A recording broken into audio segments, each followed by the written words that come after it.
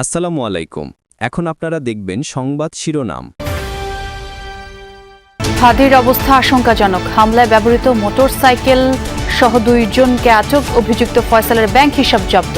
দেশ ছাড়ার বিষয় খতিয়ে দেখছে পুলিশ। ব্রেনের স্টেমে যে ইনজুরিটা ছিল সেটা মারাত্মকভাবে ক্ষতিগ্রস্ত হয়েছে এবং ব্রেনে ইস্কেমিয়া আমরা দেখেছি যে অক্সিজেন স্বল্পতা যেটা আমরা লক্ষ্য করেছিলাম সেটা আরও প্রমিনেন্ট হয়েছে। সীমান্ত পাড়ি দেওয়ার কথা এই সংক্রান্ত তথ্য এই মুহূর্তে আমাদের কাছে নেই, তবে আমরা চেষ্টা করছি, সম্ভাব্য সব জায়গায় অভিযান পরিচালনা করা হচ্ছে।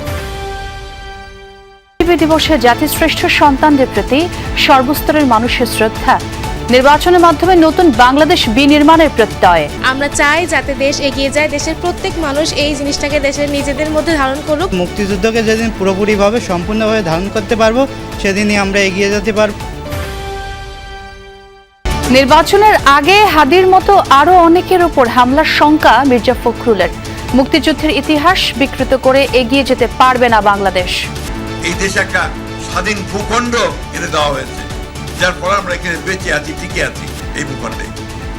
সেটার দিকে থাকবো নাকি আমরা যারা সেটাকে নস্যাৎ করতে চাই? সুদানে হতাহত শান্তিরক্ষীদের পরিচয় জানালো আইএসপিআর। নিহতদের মধ্যে 2 জন কুড়িগ্রামের। শোকাহত পরিবারের প্রতি সেনাবাহিনীর সমবেদনা। গুম নির্যাতনের 2 মামলায় অভিযোগ গঠনের আদেশ 18 ও 21 ডিসেম্বর। রাষ্ট্রপক্ষের শুনানি শেষ। ট্রাইব্যুনালে হাজির করা হয় 15 সেনা কর্মকর্তাকে। আসসালামু আলাইকুম। এখন দেখবেন সংবাদ বিস্তারিত। ইনকিলাব মঞ্চের মুখপাত্র ওসমান হাদির অবস্থা এখনও আশঙ্কাজনক। সকালে আবারও সিটি স্ক্যানে দেখা গেছে মস্তিষ্ক মারাত্মকভাবে ক্ষতি হয়েছে। শুরুতে কিডনিতে সমস্যা হলেও পরে সেটির কার্যক্ষমতা ফিরে আসে। দুপুরে এভারকেয়ার হাসপাতালে হাদির শারীরিক অবস্থার খোঁজ নিতে যান ঢাকা মেডিকেলের নিউরোসার্জন ডাক্তার মোহাম্মদ আব্দুল আহাদ। তিনি সাংবাদিকদের জানান, গুলি মস্তিষ্কের টেম্পোরাল ব্যারিয়ার ভেদ করে গেছে। শরীরের ভেতরে রয়ে যাওয়া বুলেটের অংশ অস্ত্রোপচারের মাধ্যমে বের করে আনা হয়েছে। তিনি আরও বলেন, লাইফ সাপোর্টে ফুসফুস অপরিবর্তিত অবস্থায় রয়েছে। হাদিকে খুব কাছ থেকে করা গুলিটি সবচেয়ে গুরুত্বপূর্ণ রক্তনালীগুলোর পাশ দিয়েই ভেদ করে গেছে। এর মধ্যে বিদেশি চিকিৎসার কেস সামারি পাঠানো হয়েছে। মেডিকেল বোর্ড সিদ্ধান্ত নিলে ওসমান হাদিকে বিদেশে পাঠানো হবে। অবশ্য চূড়ান্ত সিদ্ধান্ত নেবে পরিবারই।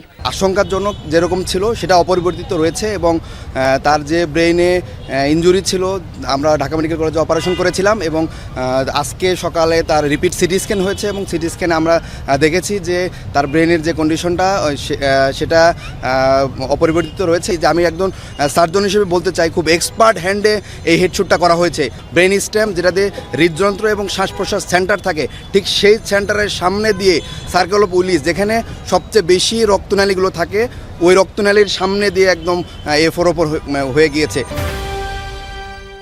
ওসমান হাদির উপর হামলায় ব্যবহৃত মোটরসাইকেল সহ 2 জনকে আটক করেছে পুলিশ। এ বিষয়ে বিকেলে ব্রিফিং করবে টিএমপি। এর আগে শনিবার রাতে মোহাম্মদপুর থেকে মোটরসাইকেলের মালিক আব্দুল হান্নানকেও আটক করা হয়। সকালে ডিএমপির মিডিয়া সেন্টারে ডিসি মিডিয়া তালিবুর রহমান জানান, মোটরসাইকেল মালিক হান্নান হত্যাচেষ্টায় জড়িত কিনা সেটা খতিয়ে দেখা হচ্ছে। ওসমান হাদিকে গুলি করা অপরাধীদের গ্রেফতারে সর্বোচ্চ চেষ্টা করা হচ্ছে। শুটারকে শনাক্ত করা হয়েছে বলে গতকালই জানানো হয়। এক প্রশ্নের জবাবে তালিবুর রহমান আরও বলেন, অপরাধীরা পালিয়ে গেছে কিনা এমন কোনো তথ্য জানা নেই। কেন তাকে হত্যা চেষ্টা করা হয়েছে সে বিষয়গুলো উঠে আসবে তদন্তে। ইতিমধ্যে আমরা ঘটনাস্থলের সিসিটিভি ফুটেজ সংগ্রহ করেছি এবং সেগুলো বিশ্লেষণ করে ঘটনার সাথে জড়িতদের শনাক্ত করার কাজ আরম্ভ করেছি। ইতিপূর্বে আমরা বিভিন্ন মিডিয়ার মাধ্যমে একজনের ছবি প্রকাশ করেছি এবং তাকে গ্রেফতারের জন্য আমরা বিভিন্ন স্থানে অভিযান পরিচালনা করছি। মর্যাদায় পালিত হচ্ছে শহীদ বুদ্ধিজীবী দিবস। দিনের শুরুতে মিরপুর বুদ্ধিজীবী স্মৃতিসৌধে পুষ্পস্তবক অর্পণের মধ্য দিয়ে জাতিশ্রেষ্ঠ সন্তানদের প্রতি শ্রদ্ধা নিবেদন করেন রাষ্ট্রপতি মোহাম্মদ শাহাবুদ্দিন ও প্রধান উপদেষ্টা ডক্টর মোহাম্মদ ইউনূস। গুরুত্বপূর্ণ ব্যক্তিদের শ্রদ্ধা নিবেদন শেষে বুদ্ধিজীবী স্মৃতিসৌধ উন্মুক্ত করে দেয়া হয় সর্বস্তরের মানুষ। 14 ডিসেম্বর বাঙালি জাতির ইতিহাসের সবচেয়ে বেদনাবিধুর একদিন, জাতির জন্য এক মহাশূন্যতার দিন। বিজয়ের ঠিক আগ মুহূর্তেই জাতিকে মেধাশূন্য করতে 1971 সালের এই দিনে বাংলাদেশের কৃতি সন্তানদের হত্যা করে হানাদার বাহিনী ও তাদের দোসররা। দিনের শুরুতে জাতির সূর্য সন্তানদের শ্রদ্ধা জানাতে বুদ্ধিজীবী স্মৃতিসৌধে শুরু হয় রাষ্ট্রীয় আনুষ্ঠানিকতা। রাষ্ট্রীয় আয়োজনের শুরুতে সকাল 7টার কিছু পরেই মিরপুর শহীদ বুদ্ধিজীবী স্মৃতিসৌধে ফুল দিয়ে শ্রদ্ধা জানান রাষ্ট্রপতি মোহাম্মদ শাহ। পুষ্পস্তবক অর্পণ করার পর নীরবে কিছুক্ষণ দাঁড়িয়ে থাকেন তিনি। এ সময় বিহুগলে বেজে ওঠে করুণ সুর। রাষ্ট্রপতির শ্রদ্ধা নিবেদনের পর স্মৃতিসৌধে যান অন্তর্বর্তী সরকারের প্রধান উপদেষ্টা ডক্টর মোহাম্মদ ইউনূস। রাষ্ট্রীয় আচার অনুযায়ী এ সময় শহীদ বুদ্ধিজীবীদের স্মৃতির প্রতি সম্মান জানিয়ে কিছুটা সময় নীরবে দাঁড়িয়ে থাকেন তিনি। এ সময় বেজে ওঠে বিহুগলের করুণ সুর। শহীদ বুদ্ধিজীবী দিবসে মিরপুর বুদ্ধিজীবী স্মৃতিসৌধে শ্রদ্ধা জানিয়েছেন সর্বস্তরের জনগণ। সাধারণের শ্রদ্ধার্ঘ্যে ভরে ওঠে সৌধের বেদি। শ্রদ্ধা জানানোর কাতারে সামিল হন মুক্তিযোদ্ধারা। সবাই মিলে শপথ নেন বুদ্ধিজীবীদের স্বপ্নের বাংলাদেশ গড়ে তোলার। নিয়ে আসছি এখানে দেখানোর জন্য কিভাবে শ্রদ্ধা দিতে হবে, বৃদ্ধের সম্মান করতে হবে। পাকিস্তানি হানাদার বাহিনীর হাত থেকে ৫৬,০০০ বর্গমাইল মুক্ত করেছিলেন যারা, সেই বীর গাজীরাও এসেছিলেন শহীদ বুদ্ধিজীবীদের শ্রদ্ধা জানাতে। আবার মাথাচাড়া দিয়ে উঠেছে। ৭১-এর মতো ধর্মের নামে বিভক্তি সৃষ্টির ষড়যন্ত্র চলছে বলে মন্তব্য করেছেন বিএনপি মহাসচিব মির্জা ফখরুল ইসলাম আলমগীর।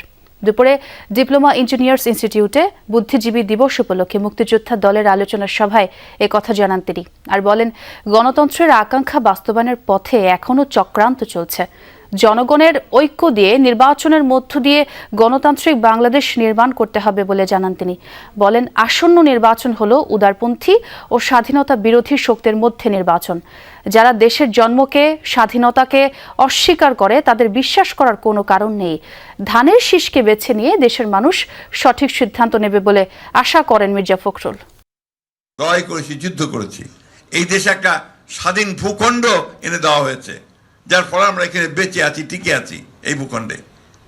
সেটার দিকে থাকবো নাকি আমরা যারা সেটাকে নস্যাৎ করতে চেয়েছিল তাদের দিকে থাকবো? বন্ধুরা, আজকে এই প্রশ্নগুলো আসছে এই জন্যে যে এই শক্তিটি আবার মাথা চাড়া দিয়ে উঠেছে। এই শক্তি আজকে আবার মানুষকে বিভ্রান্ত করছে সেই ধর্মের নামেই। 1971 সালেও কিন্তু সেই ধর্মের নামেই বিভ্রান্ত করতে চেয়েছিল। দেশ সুদানের আবেই এলাকায় সন্ত্রাসী হামলায় বাংলাদেশ সেনাবাহিনীর ৬ জন শান্তিরক্ষী শহীদ ও আহত ৮ জনের পরিচয় জানিয়েছে আন্তঃবাহিনী জনসংযোগ পরিদপ্তর ISPR। ওই হামলায় শহীদ হয়েছেন কর্পোরাল মাসুদ রানা, সৈনিক মইনুল ইসলাম, সৈনিক শামীম রেজা, সৈনিক শান্ত মণ্ডল, মেস ওয়েটার জাহাঙ্গীর আলম ও লন্ড্রি কর্মচারী সবুজ মিয়া।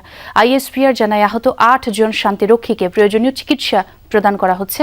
তাদের মধ্যে সৈনিক মেজবাউল কবিরের অবস্থা গুরুতর হওয়ায় তার অস্ত্রোপচার হয়েছে। বর্তমানে তাকে রাখা হচ্ছে নিবিড় পর্যবেক্ষণে। আহত অন্য 7 জনকে উন্নত চিকিৎসার জন্য হেলিকপ্টারে স্থানান্তর করা হয়েছে এবং তারা সকলেই শঙ্কামুক্ত।